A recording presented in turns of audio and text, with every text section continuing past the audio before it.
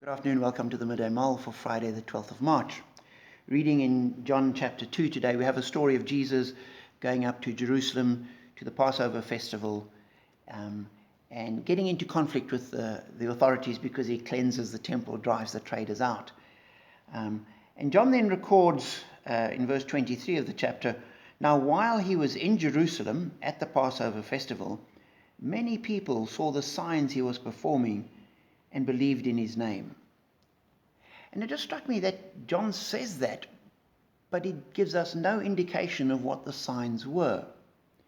He mentions other things, but the signs he was performing in Jerusalem at that time are mentioned, but there are no details.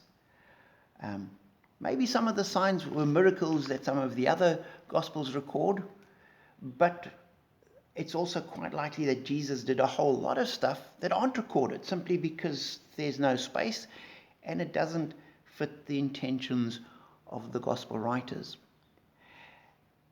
And we always need to remember that we are reading the Gospels 2 centuries after they were written in a completely different culture with different expectations of what writing is about.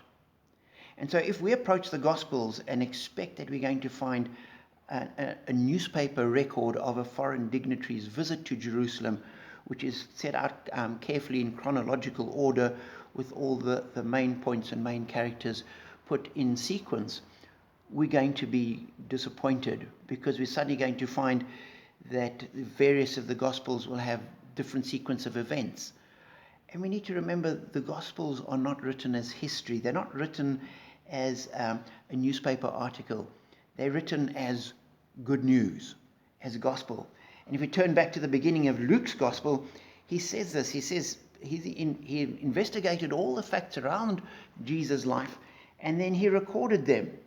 And he says, "I too decided to write an orderly account for you, most excellent Theophilus, so that you may know the certainty of the things you've been taught." Gospels are written to help us to understand the teaching, to help us to get to understand Jesus. It's there to lead us into faith. And so that's always got to be our approach to the Gospels. And sometimes they won't answer questions that we're asking, but they will be giving other information. And we need to let the Gospels speak to us, not go to them with our list of questions and use it as a tick box to measure them by. And if we let the Gospel speak to us and grow our faith, we will find that ultimately, in the long run, almost every single one of our questions is answered. Not always the way we expect them to be, because sometimes we realize that questions aren't valid or have no real traction or are just not important. And we'll find that other things are important. So recognize that John writes his Gospel in a way to lead us into faith. He records what he does of Jesus' actions and teachings with his intention, not to answer our questions, but to portray Jesus, the Son of God, the Lamb of God, the hope of the world. And as you read it, I pray that you'll discover that, have deeper insight into it, get to understand it and love this Jesus more and more, and that will be a blessing to you.